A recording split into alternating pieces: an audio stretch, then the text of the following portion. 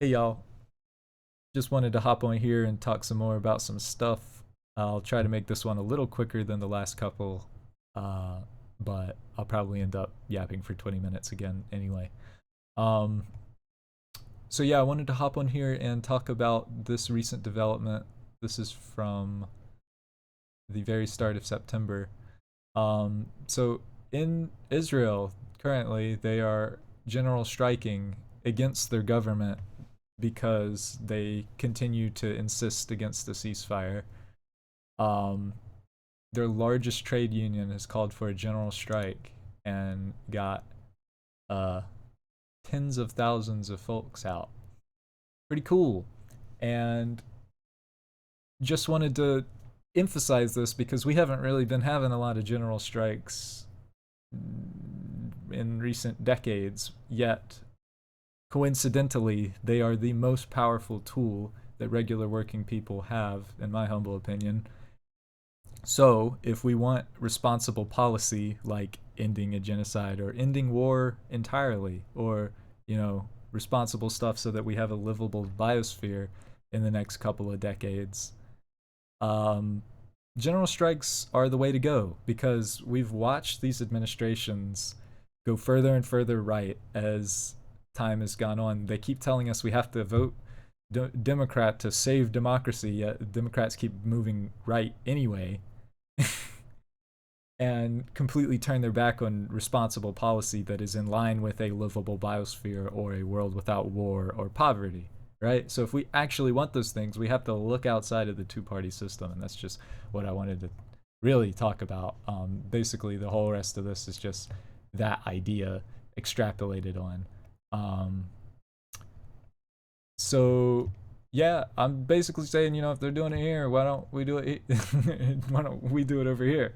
You know, and I know it's not so easy to start and sustain, and that's why I always am talking about the black socialists in America and what they have to say about building dual power in our communities, because that is what lets us have resilient and strong enough communities to start and sustain efforts like the general strike. Because people are on these shoestring budgets; they can't take off uh, time from work like that and demonstrate, and you know, they're the extent of their political action is limited to like voting once a year, and that's just crazy when we're on the eve of climate catastrophe, and we have these completely unnecessary and perpetual wars um, that are harming regular working people that are way more like us than the people making the executive decisions to conduct the wars. It's like where can we advocate for ourselves, right? And right there is how we do it. I was just pointing that out too because recently the Supreme Court was going after Starbucks, or not going after, but supporting Starbucks going after workers, um, just a little while ago. And I feel like when the government does stuff like this, they're telling on themselves in a way of what will work to address the status quo. That's why the trade unions are doing this, because they want to do stuff that works. They're mad that captives are getting killed, usually by Israel. But anyway, you know, uh, and to just connect an idea with that, like the first gun legislation was because of the Black Panther Party's activities. It's like when they do stuff that isn't just blatantly enriching the ownership class, when they do stuff to like strike blows against workers, they're saying what will work, and that's why they're trying to persecute it. So I just wanted to talk about that too. Um, Here's just a thing I wanted to talk about just in general with the general strikes. If we study our labor history, the reason this country still exists is because of general striking. Like literally in the 30s, right at the height of the Great Depression, we only got the New Deal because effectively our organizing was to the point where the ownership class was willing to give us concessions, right? And our current administration is so comfortable with the way things are which certainly has nothing to do with the fact that our union membership has been gutted. But yeah, like they're so comfy now, they don't even feel like they need to listen to 70% of their constituents that say they don't want this war anymore. They don't want taxes going to a genocide, or that they want, responsible climate policy. They've doubled down on fracking over the last decades. It's like insane, right? We're the biggest exporter of LNGs on the eve of a climate crisis that will implicate billions of lives, right? That is, again, just to say, it's killed my neighbors. It's a real thing. In 8 hours, a storm came out of nowhere and turned into, I think it was a category 4, or maybe it was a 5. I'm getting fuzzy. But yeah, like, we got that peak, and then right there we transitioned over to imperialism, and we let these kind of frameworks that are pretty much white supremacists convince people that, oh yeah, we're good. We don't need unions anymore. We figured everything out. Oh, it's the end of history. All that bullshit.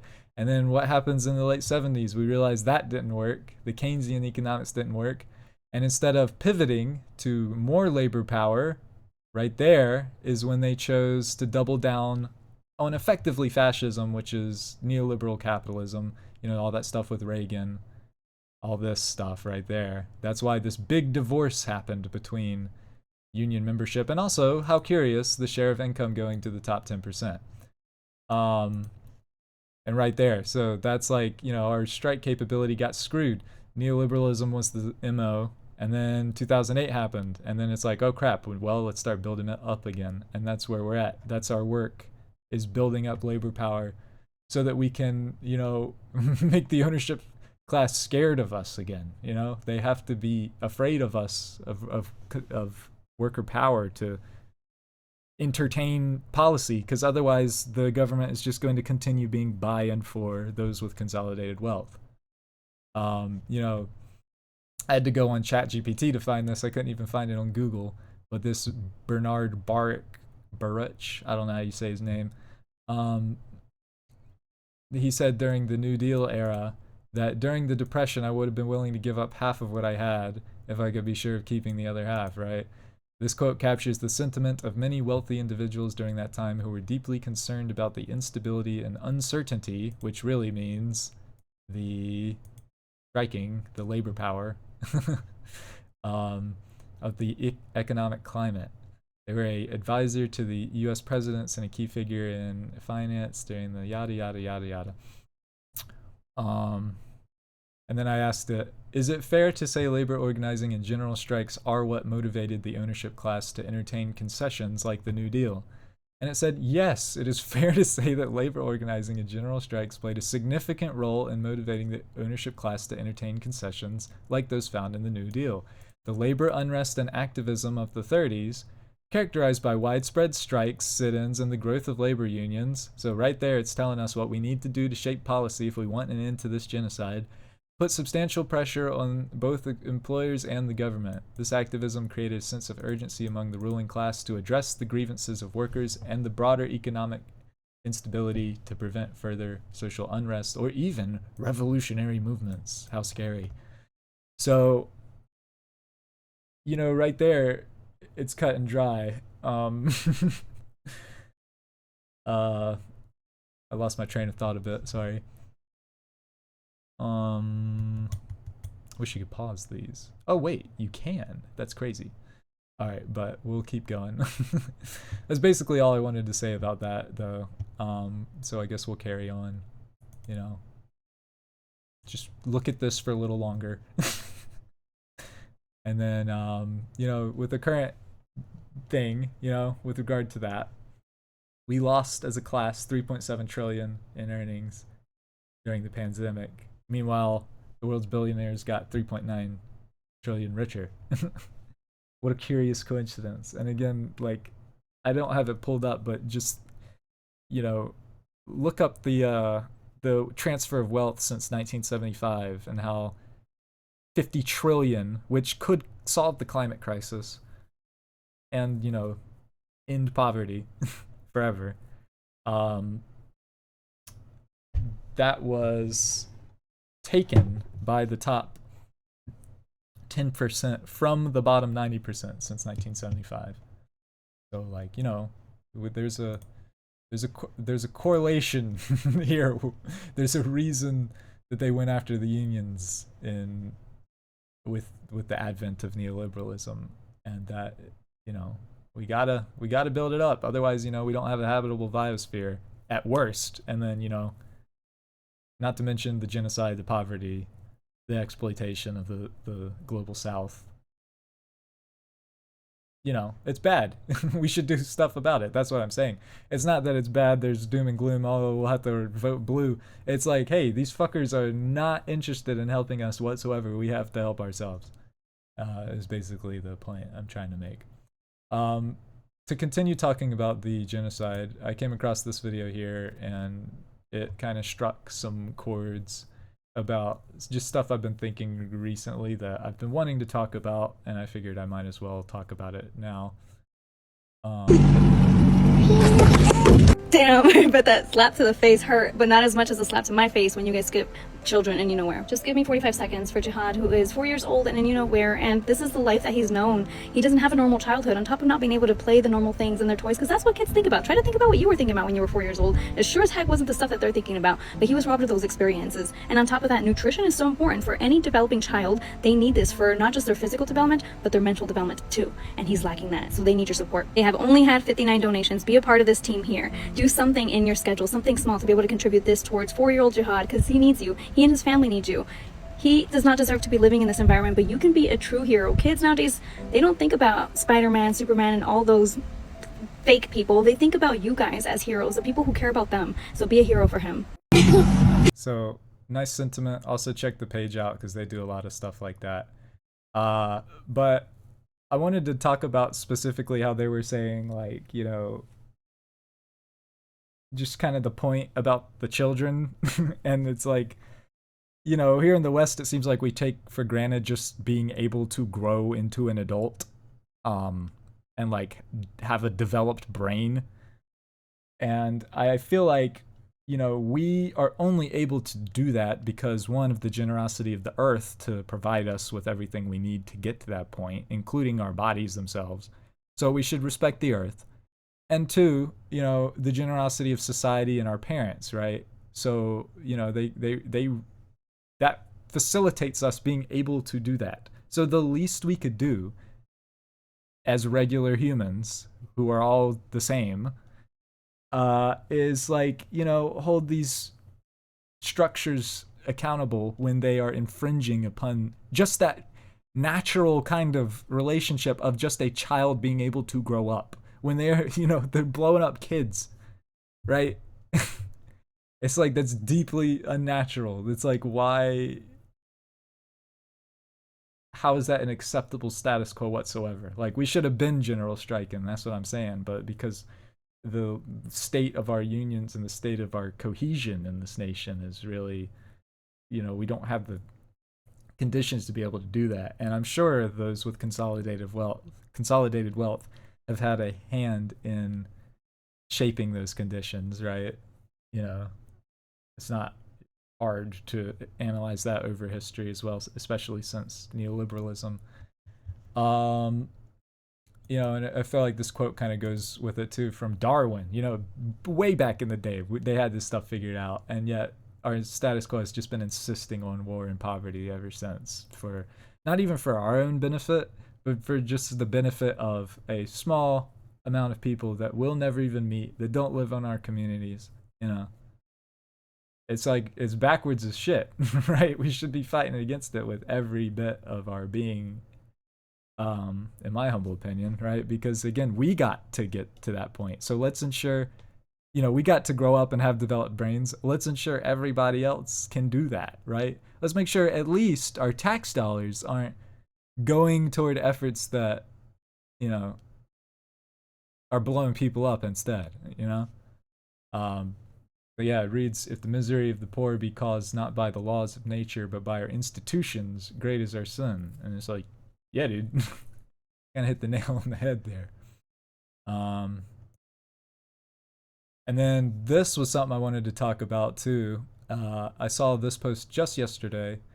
These two posts were one after the other. It was this one and this one. So it reads, Israel bombed the entrance of Al Fakora School, a designated safe zone for children to get the polio vaccine.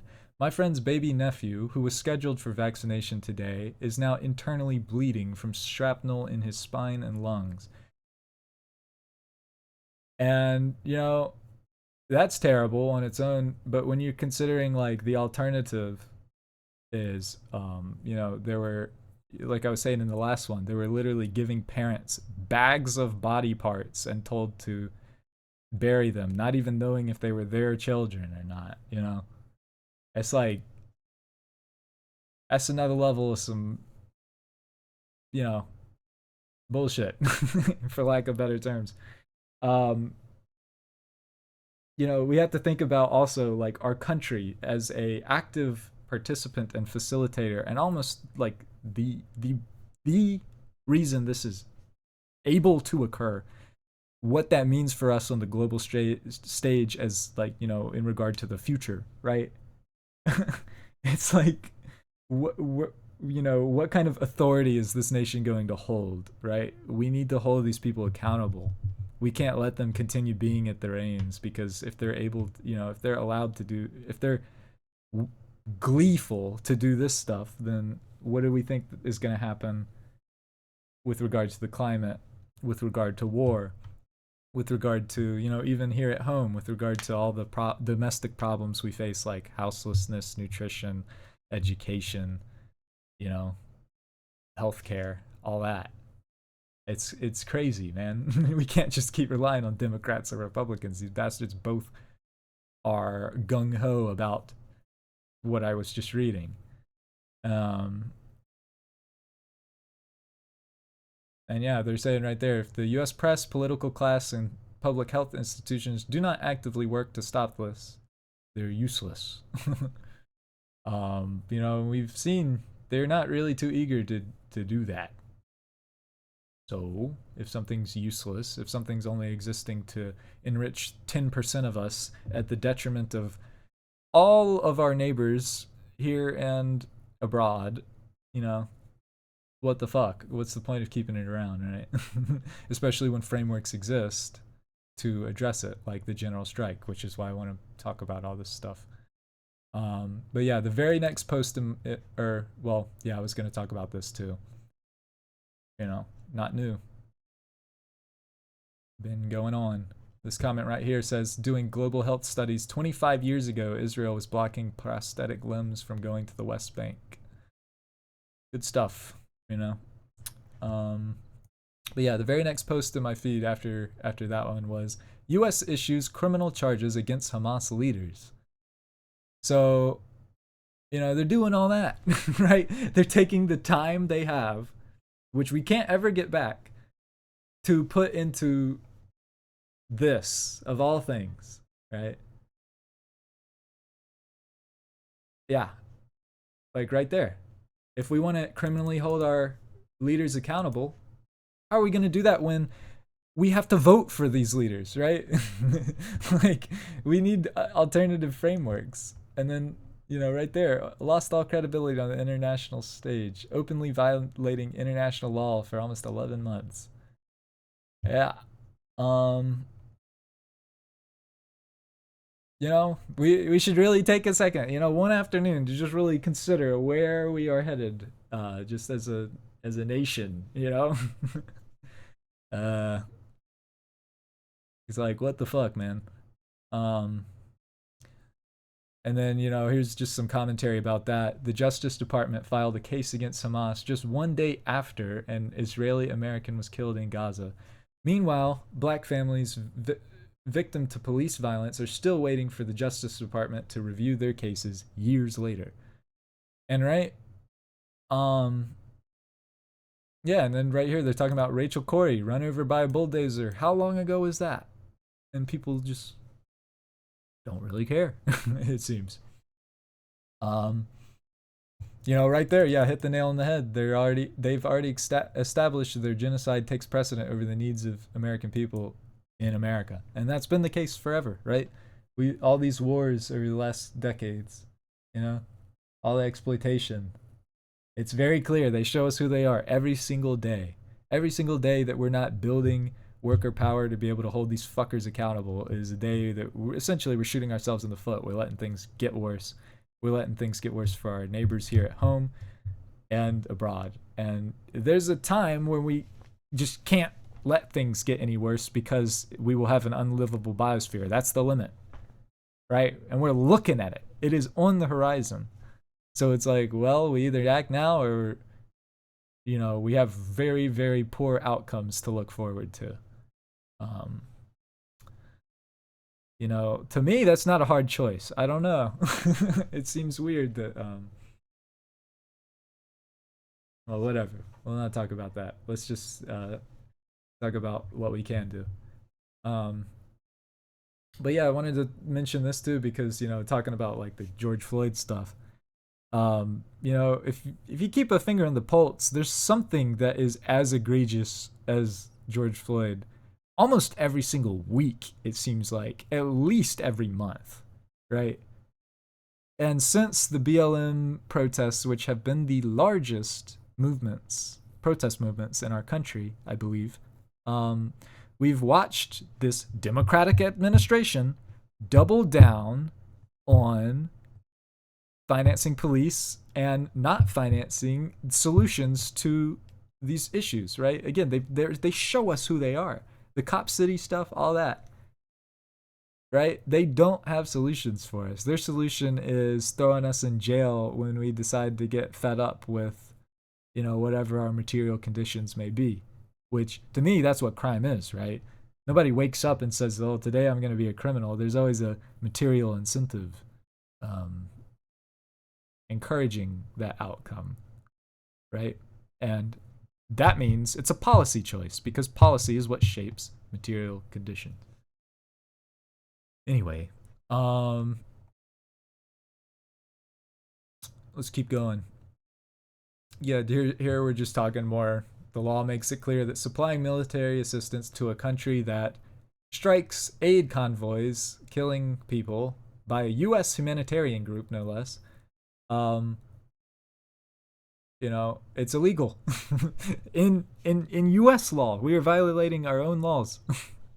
Not to mention on the international stage, right? There's already the ICC, the ICJ.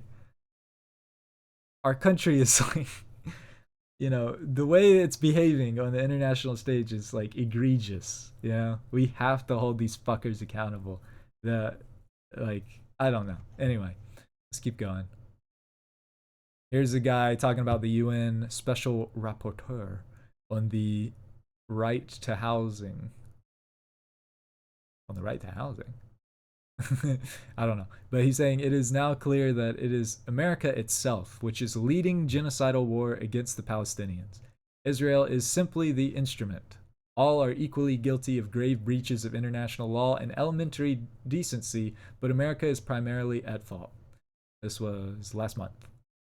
And I would say the Western status quo as a whole, but I mean, yeah, I guess as the leaders of that hegemony, then yeah. Yeah, like he's saying it right there.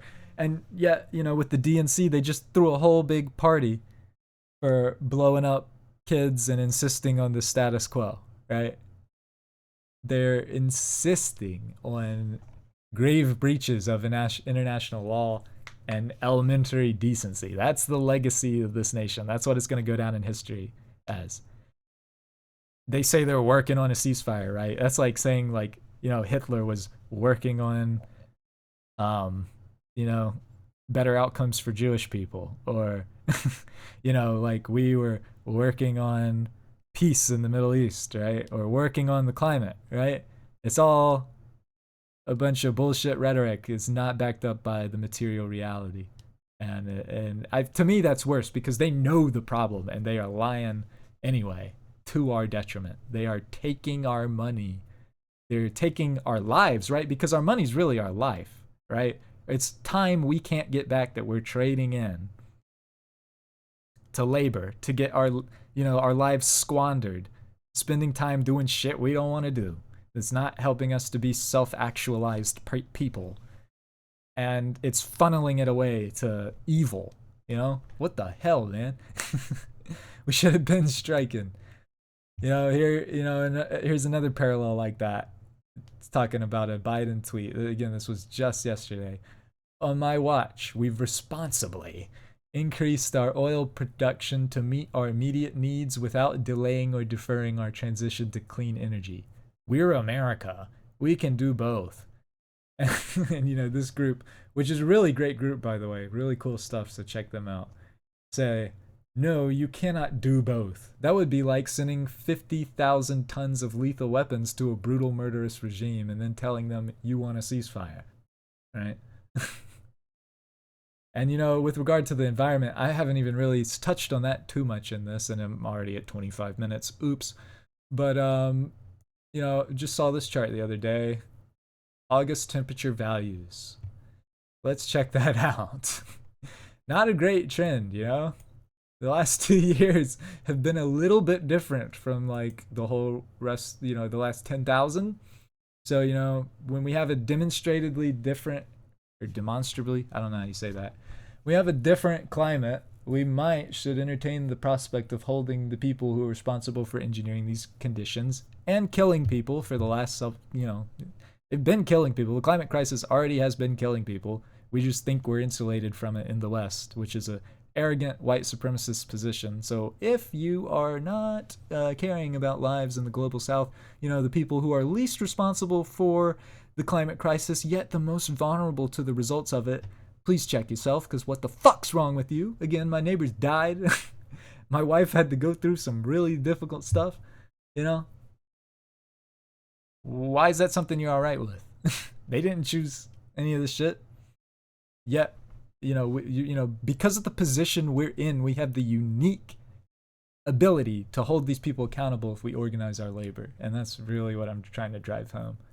If it's the genocide, if it's the climate, if it's the better outcomes for your neighbors, healthcare, education, nutrition, housing, whatever it is, find a place where you have a passion and look at your community for where you can build it.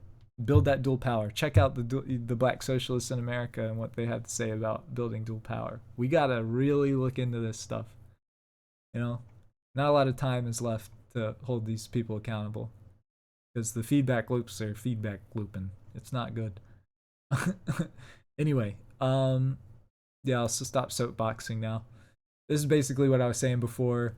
I've been told for a decade that I have had to support Dems to save democracy. Now I'm being asked to accept genocide, increased police brutality, suppression of protest rights. The labor stuff especially is egregious. It's crazy. Homeless people being locked up for having no home. I'm terrified of what I'll be asked to accept in 2028. Today's Republicans, especially under Trump, are the party of unabashed white nationalism. But the Democrats of today are just as bad, if not worse, than the Republicans of 10 to 15 years ago. Which again, I was bitching about Reagan. Reagan was more anti-Israel anti-Israel's practices than Kamala, right? Like he was like outright condemning even when just 5,000 people died, which still is an immense figure and should have had people scratching their heads back then. Now seeing the party having Lil Jon pop out, all that stuff with the DNC is crazy, man. They say this is a crisis. This calls for much more radical resistance. And then even here we have the comments. I hear you. What am I supposed to do? Not vote? Let a person who despises women, immigrants, and advocacy take away my rights? What's your better alternative? A third-party vote is a vote for Trump, right? They're all saying this stuff. It's because we got to look beyond voting. We have to win policy, right? Back then, we understood that very clearly. Both of the parties were objectively failing, so they organized their labor to win concessions. Same deal. We can't just rely on these very clearly, what was that guy saying? Where was that? These people who are guilty of grave breaches of law and elementary decency, we can't allow them to be the only people who are at the reins of the material or the executive decisions that influence these conditions that dictate our lives, right? And the lives of so many people and the outcomes of our environment, right? Policy dictates outcomes, right? We have to shape policy. We can't rely on that. Here's just some more stuff. I'm always saying read Black Panther literature. They had this stuff figured out decades ago. I don't know how the fuck. I guess it's just a testament to the inherent racism in this country that people just didn't entertain this stuff because, like, you know, you read it. If you really sit down and read Martin Luther King Jr., you know, stuff like that, like, it's cut and dry. They had it laid out decades ago, and yet here we are, right? We could have saved people if people had entertained this stuff, but I guess it was just too much of a hassle to read a book or something. I don't know. Or I really don't, I don't know. I don't get it. Anyway, talking about, you know, it was honoring Fred Hampton, whose birthday was just recently. This quote goes hard. All of his quotes are really great. Check out all his material, honestly. Really good stuff. He really got the dual power stuff. And it says, black people need some peace, white people need some peace, and we're going to have to fight. We're going to have to struggle. We're going to have to struggle relentlessly to bring about some peace, because the people we're asking for peace, they're a bunch of megalomaniac warmongers, and they don't even understand what peace means. And that's just such a he's so good. Because it's like, yeah, our opposition is to a machine, right? It's an institution that was inherited by a bunch, you know, it was passed down, and it was started by a bunch of white supremacists and slave owners and genocidaires themselves. So of course the institution sucks, because that's all it's ever been. It hasn't really changed that much, right? It can only do what it was made to do. And of course, those with consolidated wealth have been doubling down every opportunity they get, you know, since the 40s, right? Really engineering global outcomes to be to the benefit of capital accumulation. That is completely at odds with the idea of peace, right? So if we want peace, if we want practical environmental legislation too, you know, we got to do away with these frameworks. They've overstayed their welcome quite significantly. And yeah, also check out the conditions around his death.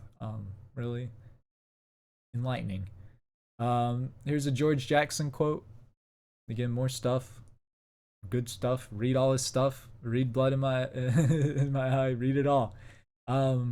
It goes, settle your quarrels and come together. Understand the reality of our situation. Understand that fascism is already here. The people are already dying who could be saved. The generations more will die or live poor, butchered half-lives if you fail to act.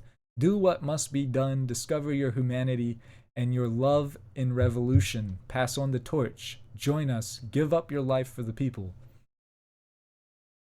Nail in the head shit. Like, this was decades ago. You know, it breaks my heart thinking about how many people could have had a better chance at the life they've had if this stuff was, you know, not squished by people with consolidated wealth and by the structures that be, you know, that disincentivize people picking up books and equipping themselves with this context, right? And just even just the context of just union membership, like just that alone, just the fact that that happened sucks. You know, so let's build it back up. That's what I'm saying.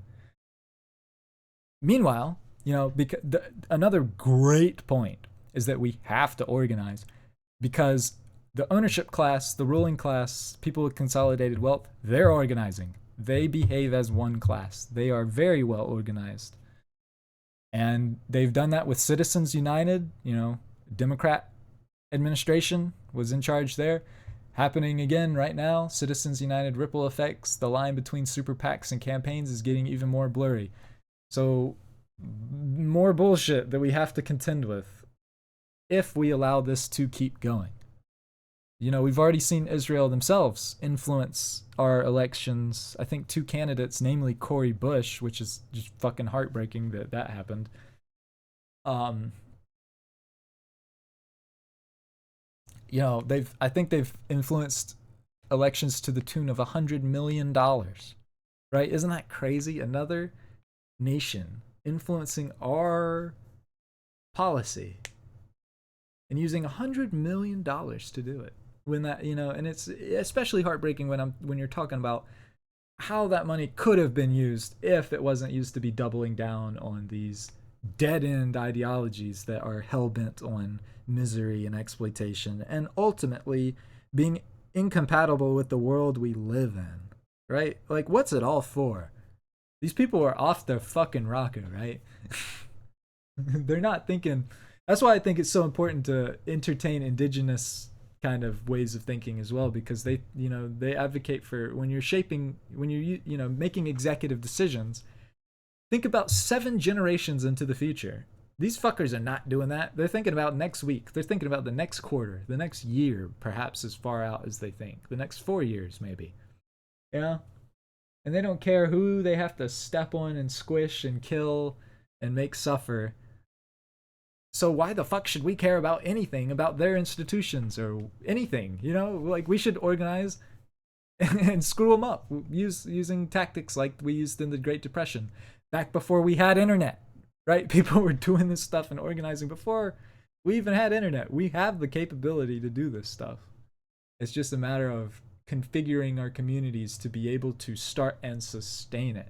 That's our work right now. If we want to end to this genocide, if we want better outcomes for our neighbors here and abroad, if we want a livable if we want a livable biosphere, they're all the same issue. They're all solved by the same stuff, and that's building worker power and community power that can materially challenge the status quo. And yeah, that's the video. It ended up being almost 40 minutes. Woohoo! How's that for a quick one? Anyway, thanks for checking it out, though. Much love to everybody, and yeah, if y'all want to talk about this stuff anytime, starting a union is not that hard. We can entertain it. It's necessary. We're gonna have to do it now or later. Might as well do it sooner than later, right? You do want a livable biosphere, right? You want your Texas to stop blowing up babies, right? I would hope. So yeah, thanks for checking it out. Let's do it.